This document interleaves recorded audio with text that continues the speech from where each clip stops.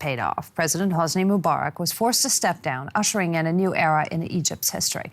But for many of the anti-government protesters, the fight is far from over. In our next report, we meet a young man who took part in the revolution. He was badly injured during the protests and came back to Germany for treatment. He's still recovering from the wounds he suffered in clashes with security forces. But he says he wants to return to his home country and hopes that a new government will make good on its promises for reform. Whenever Mossab Akram El-Shire crosses a bridge in Berlin, he's reminded of a life-changing event. On January 28th, he was in a group of demonstrators that went over a bridge to Cairo's Tahrir Square.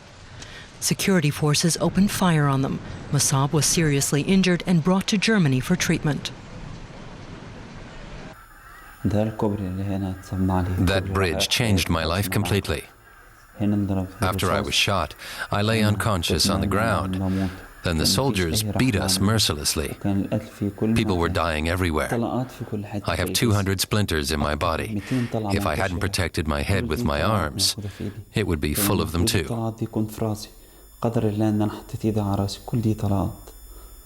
Some 850 people were killed during the protests and thousands more were injured. I think the prosecution of Mubarak and those responsible for shooting defenseless demonstrators is the only thing that will placate the population. When they face a court, the people will feel that real change and democracy are beginning to happen in the country. Mossab is campaigning for change in his homeland from Berlin. On his Facebook page, he posts his blog about current developments and gives regular interviews to Egyptian TV stations and newspapers. For him, the revolution is not yet complete. We must regard ourselves as one unified Egypt, regardless of religion, ideology, or political beliefs. We must go together towards a common goal: freedom, change, and social justice.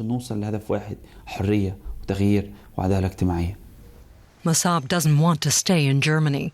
As soon as he's fully recovered from his injuries, he intends to return to Egypt. I'd like to go home as soon as possible, and I hope Egypt has changed. It would be painful to find the country just as it was when I left. Mossab is seeking a strong, democratic Egypt that guarantees freedom and equality for present and future generations. And that's been our in-depth